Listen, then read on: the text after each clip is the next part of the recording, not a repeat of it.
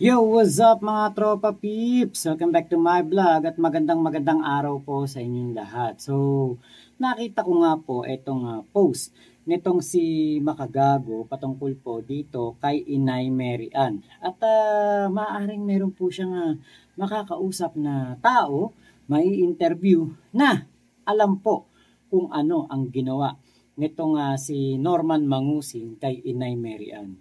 At para po mabigyan kayo ng background patungkol po kay Inay Mary Ann, napakalaki po ng naging parte nito si Inay Mary Ann sa buhay ni Kulaong. Lalo na po nung ito po ay nakulong. Dahil ito po ang lahat ng gumasto sa mga bigas, sa mga pangtulong at sa mga pang VIP ni Kulaong doon po sa kulungan. So ito po ang interview ni Inay Mary Ann sa mainstream media. Ibigay niya na buhay na manok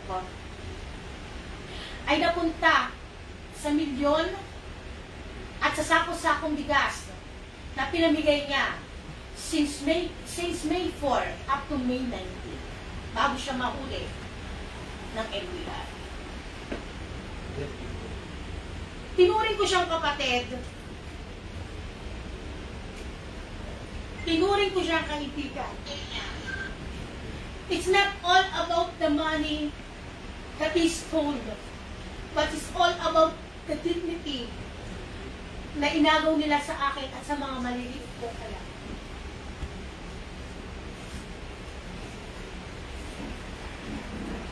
May 3 up to December 9, 2020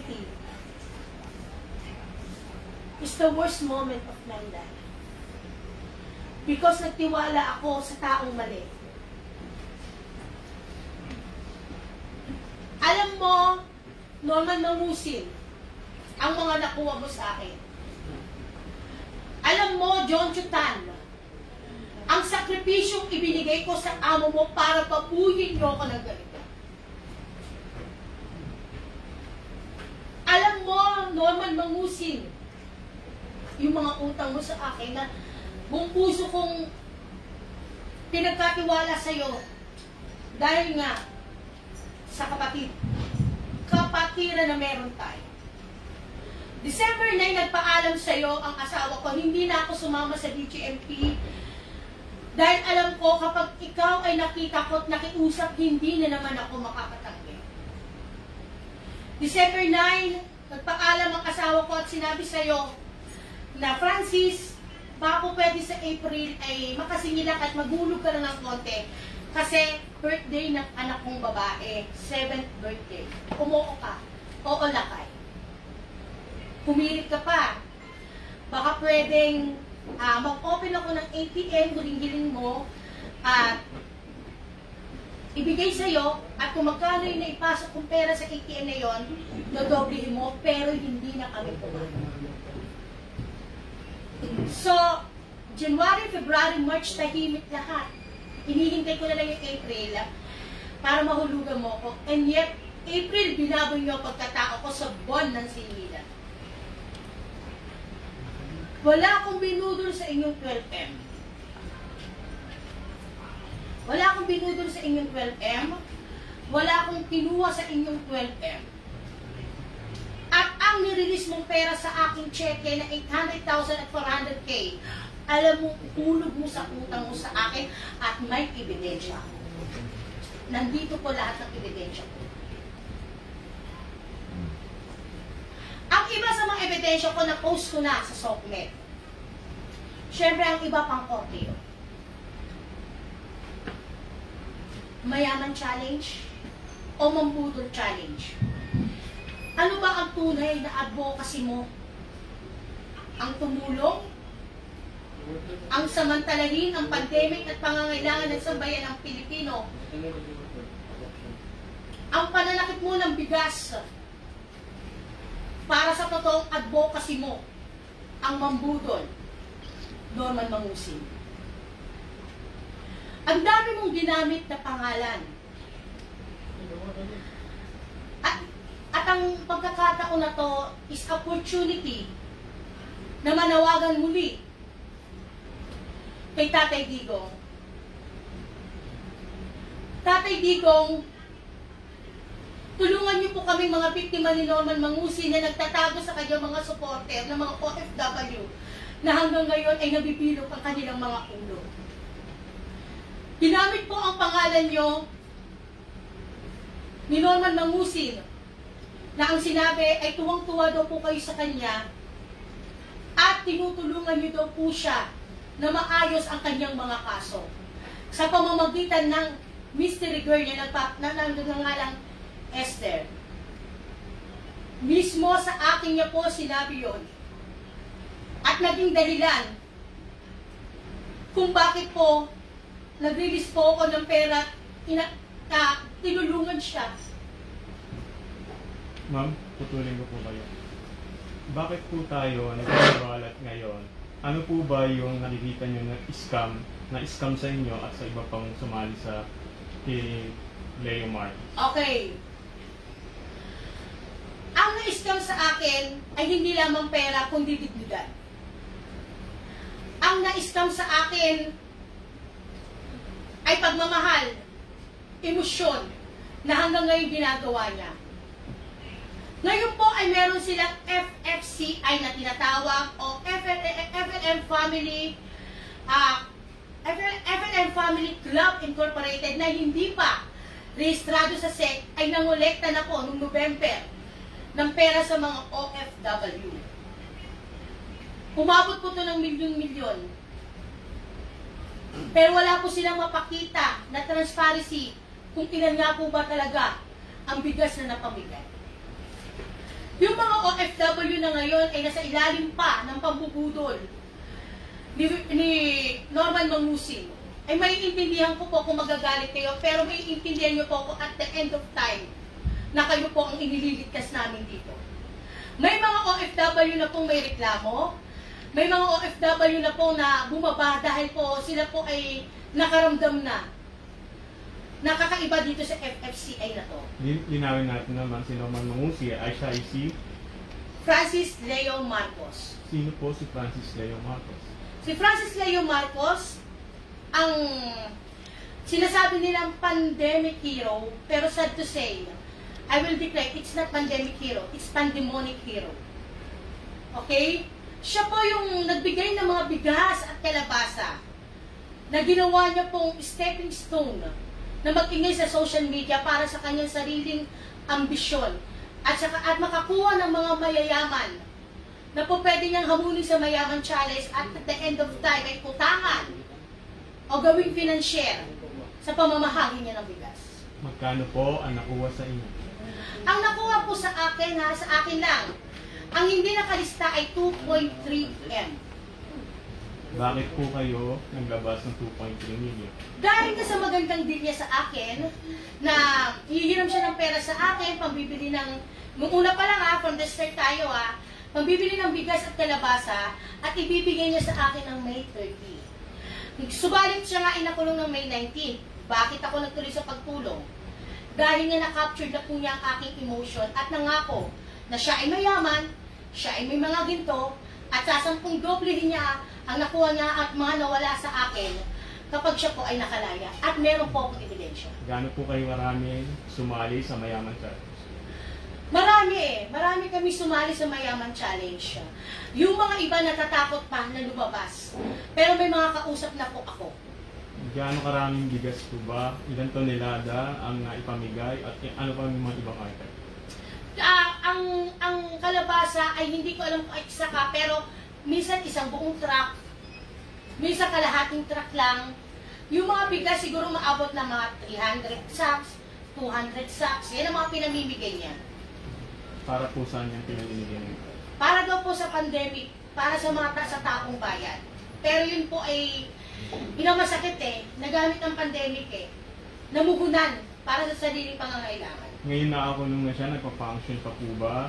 Yes, nagpa-function pa po.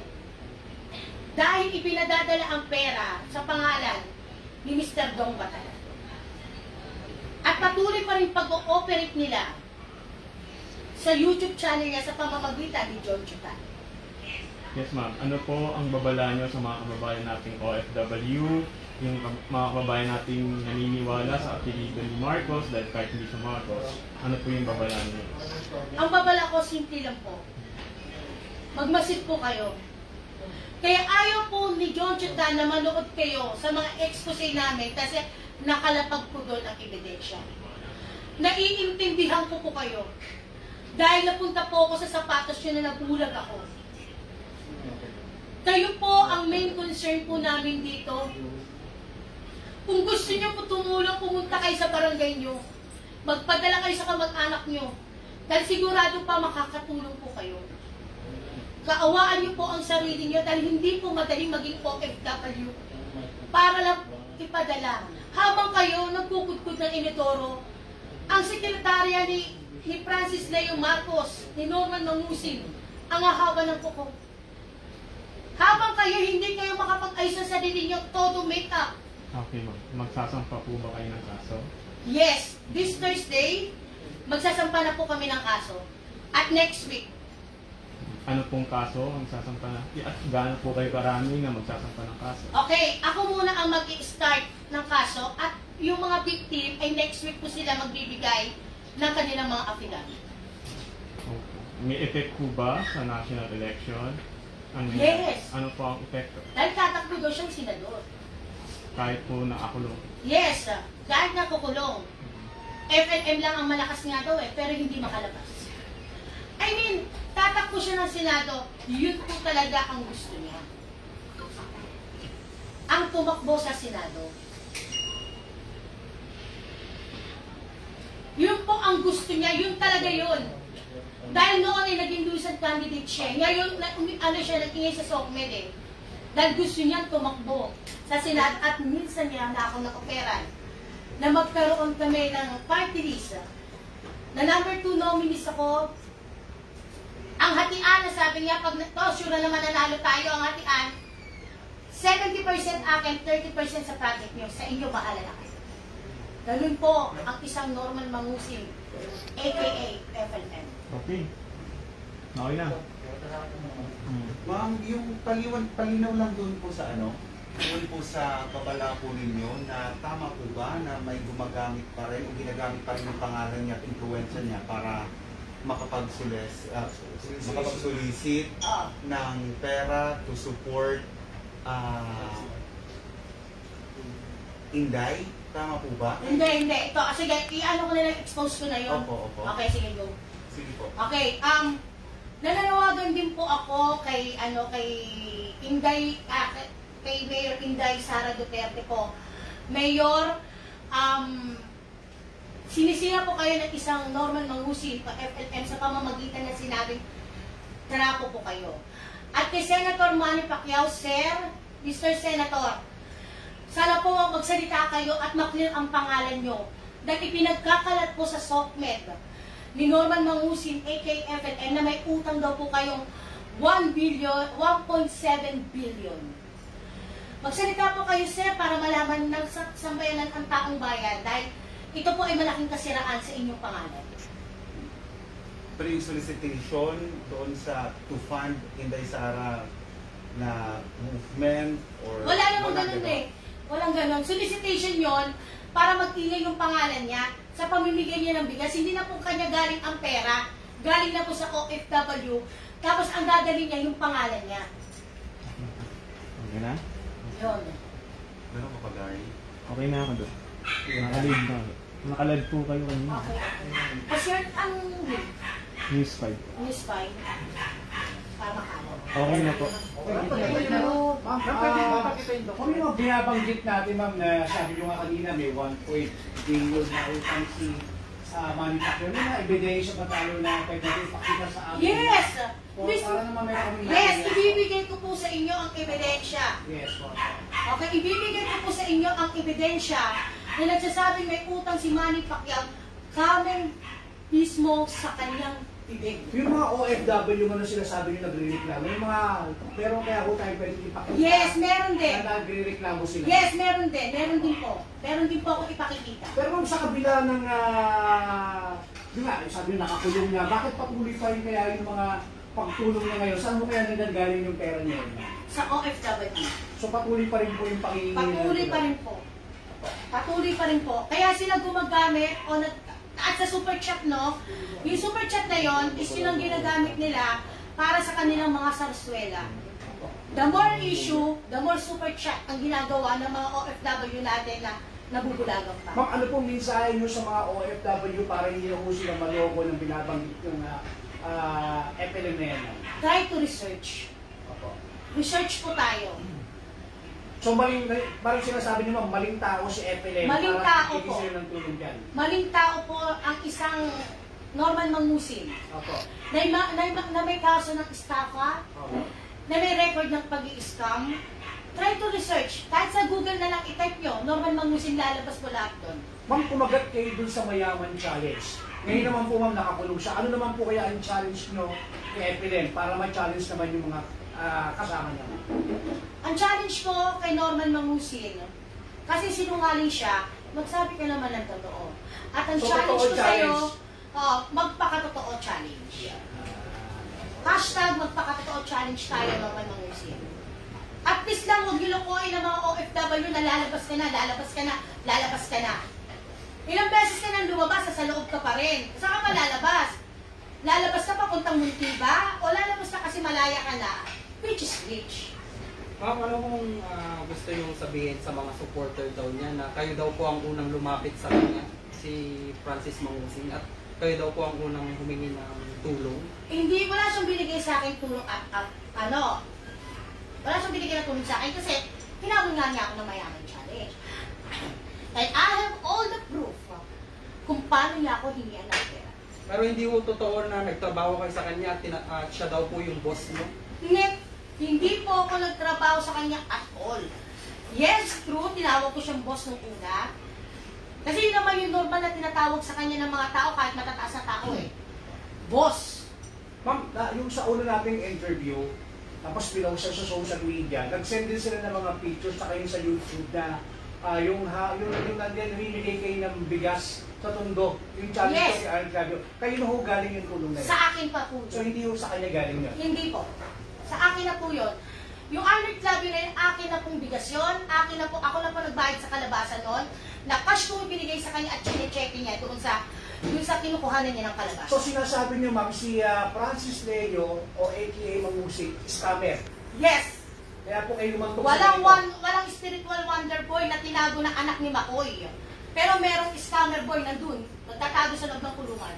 Ma'am, paano niyo po kukumbinsihin yung mga naniniwala pa sa kanya? Kayo, nung panahon na yun, kayo naniwala din sa kanya. Paano niyo sila kukumbinsihin? Sa akin, hindi ko na sila makukumbinse. Kasi katulad ko nun, kahit may mga nagpapaalala na sa akin, naging bulag ako. Kasi ang binudol niya ay ang emosyon ko, kaya naibibigay ko ang lahat. Ganun din po ang nangyayari dun sa mga naniniwala ngayon. Kaya hindi ko po alam kung paano kayo maliliwanagan. Basta ang masasabi ko lang po, makiramdam kayo and research. Sabi ng mga supporter niyo ma'am, kay Francis Leo lang daw kayo yumaman. Ano pong sagot niyo rito? Hindi naman ako hindi naman ako mayaman. I'm not proclaiming mayaman ako. Pero sapat ang pamumuhay ko para masunod ko ang gusto ko. So hindi ko kayo nagkapera kay Francis Leo? Hindi, ako pa nakuha ng pera. Bakit? Tsaka paano ako makakakuha ng pera sa taong walang pera? Since day 1 na nakakulong. Ma'am, kailan kayo nagising? Na kayo pala yung niloloko na? November. After namin, talagang gising na November. After namin pumunta ng Cagayan kasi may nalaman ako doon. Ano po yung nalaman niyo, ma'am? Kasi pinapunta niya ako sa isang bahay na pinagpanggap niya na kanya. Ngayon pagdating ko doon sa bahay niya, nahuli siya ng tawag. May nakakwentuhan na ako na member ko pala na kapitbahay ng bahay na tinuturo niya. Na ang sinabi niya kanya yun, hindi pala nagtago lang pala siya doon ng 2 years nung nagtago siya sa mga utang niya sa casino. Yung bang mga ginto, na ganyan dinideglan, totoo po ba yun sa inyong pagkakaalam? Hindi kasi hindi ko naranasan, hindi ko nadama yung ginto, pero pinangako niya sa akin yung fairness. Kaya nagtaka nga ako sa kanya, nasa Puerto daw ng Cagayan ng ginto. Nung lumubog ang Cagayan, natakot ako kung ano na nangyari sa ginto. Kasi wala naman talagang ginto. Kiniklaim niya na Marcos siya ma'am. Ano po panawagan niyo sa mga Marcos family para matapos na po yung pagpapagayat Yes. na Marcos po siya? Okay. Una pa lang, sinabi ko na sa kanya para matapos ang issue na yan kay Norman Mangusin, DNA. magpa-DNA ka. Kung hindi pumayag ang mga Marcos, magpa-DNA ka ng mga tumayo mong magulang. Kasi kung si Manong Gilbert, yung tatang niya, ay nag-negative na anak siya, may posibilidad na Marcos ka. Pero pag nag-positive, tapos na kasaysayan mo sa pagiging Marcos mo. Sinabi ko sa kanya yan. At sa Marcos family po, ako po ay nananawagan sa inyo na gamit na po ang ating ginagalang na dating Presidente Ferdinand Marcos at ang kanyang kapatid na si Pacifico Marcos. Gamit na po, nagiging way na po ang paggamit niya ng Marcos sa pang-i-scam, sa pangako ng mga ginto, sa pagsasabi ng mga ari-arian. At minsan niya rin ikinuwento na siya yung bata na gustong ipapatay ni Imelda Marcos na tinago. Doon niya po ako nakuha sa kwento na yon. Ma'am, ano po yung ipinangako sa inyo na maliban doon sa dodoblihin niya ang pera ninyo? Ano yung pinangako niyo sa inyo na mukhang hindi ko natupad, kaya ako kayo nandyan? Ano po yun, ma'am? Yung babayaran niya ako, uhulugan niya ako. Sa utang. Sa noong November na hindi na natupad at umiwas na siya sa akin kasi yung huling hulog niya 80K cash. Kinuha ko sa BGMP, yung cheque na 80K. Yun ang huling binigay niya sa akin. Na yung 80K na yon, kapatid, bilhin mo ako ng ganito, ibigay mo muna kay Yama yung ganito, na umabot lang ng 40K. Ma'am, sa politika, meron po ba siyang ipinangako sa inyo? Yes!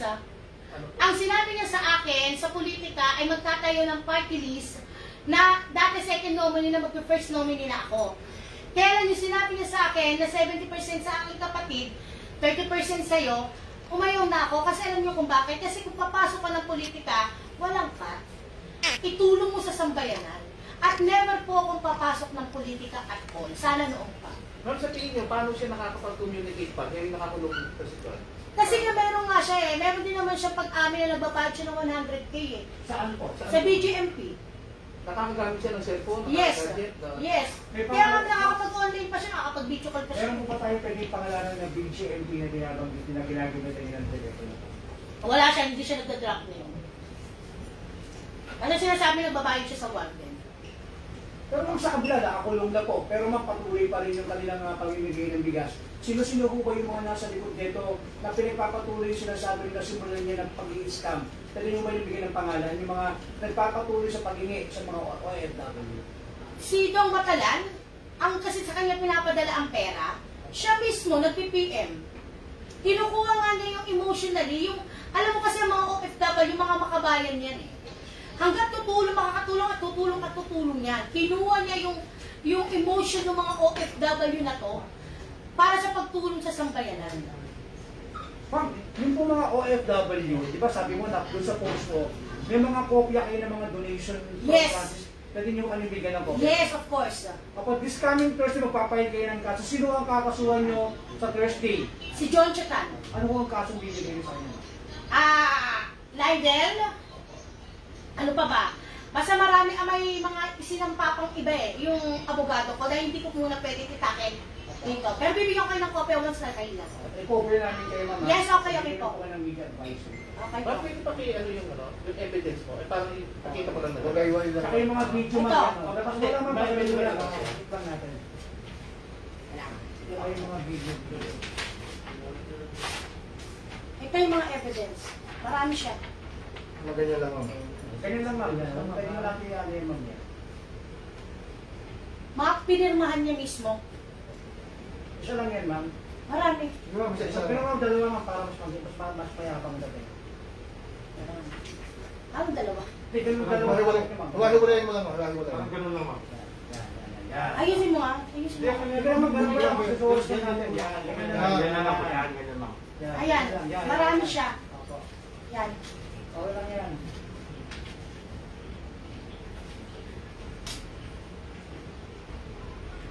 Meron po ba kayong cheque dyan? O pwede ipakita? Oo, yun. Hindi, yung check-in na to, ito yung nirelease niya. Pati Yung yung- pinag niya sa akin. Pakita niyo. Teka lang, wait, hanapin. Ito yung ebidensya nila actually. Eh, ebidensya ko rin naman. Ito lang nilatanggap ko, walang 12M, no? 800,000, sahod pa niya sa YouTube. Yan ba may pera? Saka.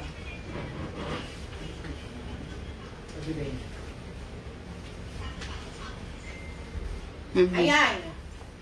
Kaya ma'am. Ayun, ganito ng check na binayad sa inyo? Binayad sa akin 800,000. So, nasa ng 12M dyan? Yung 800,000 ay nauubos din sa kanila kaunti-unti. Paunti-unting kuha. At may mga listahan po kami. Alam niya yan, kada dalaw ko sa kanya 100K pinakamababa, 50K na galit pa siya. Ang pinakamalaki 300K.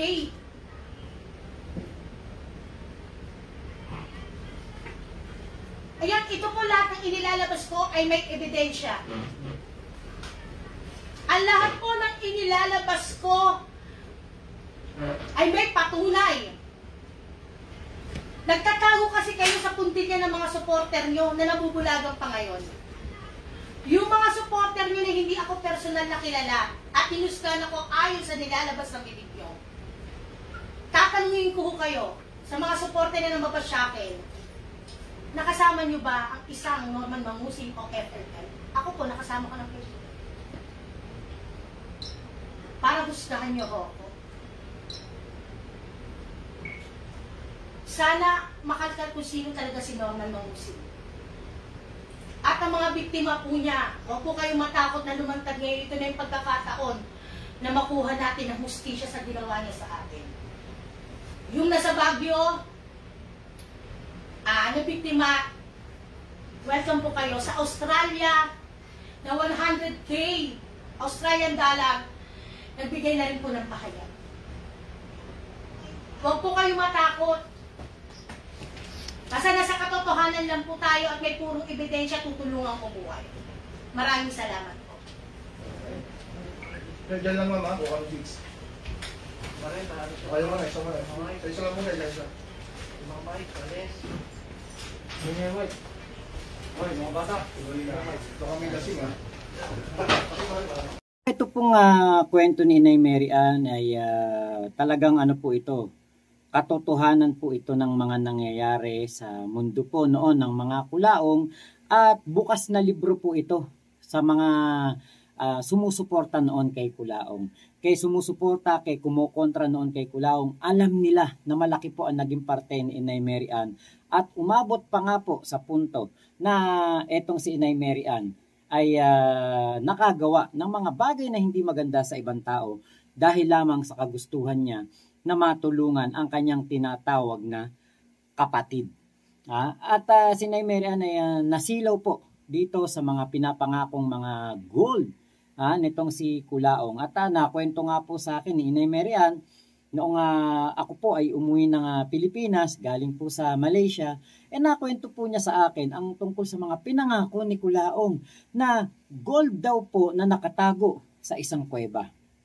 So diyan po talaga kumbaga parang na silaw o na hypnotize nitong si Kulaong, si Inay Mary Ann sa mga pangako po at sa tamis po ng mga salita. At etong si Inay Mary Ann nga po dahil nahulog ang kanyang kalooban, tinuring niyang parang tunay na kapatid etong si Norman Mangusing, talaga pong umabot sa punto na nasa 3 milyon po yata ang nautang dito ni Norman at ang nabayaran na parang nasa 1.2 milyon. At nako, pagkatapos pong tulungan ni Inay Mary Ann ng napakatindi etong si Norman, ay nako, ginawa pa niya po itong, kumbaga ginawa niya ng issue, sinabi, pinagnakawan siya. Ang dami pong issue. Kahit na noon ay gusto nang umalis ni Inay Mary Ann, ang ginawa ni Kulaong, gumawa ng sulat para hindi umalis itong mag-asawang Victory. Alam niyo po, sa kasamang palad nga po, nakamatayan na ni Inay Mary Ann itong laban niya para kaya laban niya sana na laban kay Kulaong, kaya lang nga po, hindi na po ito nakikita ni Inay Mary Ann itong nagaganap ngayon na unti-unti po na pagpapabalik doon sa oblo, pagpapahuyo dito kay Kulaong, para po mabigyan ng hustisya ang mga naagrabyado nito. Hindi man po makakuha ng personal si Inay Mary Ann ng hustisya para sa ginawa sa kanya ni Kulaong. Ang importante, meron pong mga tao ngayon na gumagawa po ng pagpapabalik sa Hoyo kay Kulaong, para na rin pong nakakwits ang mga tao na nagrabyado. Sigurado po ako, marami po ang natutuwa ngayon, lalong-lalo na po yung mga matatanda na nandoon sa Isabela. So yun lamang po, maraming salamat sa pagsama nyo dito sa aking vlog na ito. Ingat po kayo, nasa mang panig kayo ng mundo. Naku, wag pong kayong maniniwala sa mga scammer, sa mga budol, at sa mga nagpapanggap dyan na mayaman, nagpapanggap na Marcos, pero wala naman. Walang panapat kay Makagago. So yun lamang po, ingat po kayo, Mama Chuk Chuk. Love you, God bless us all, Pilipinas. God first, salamat po.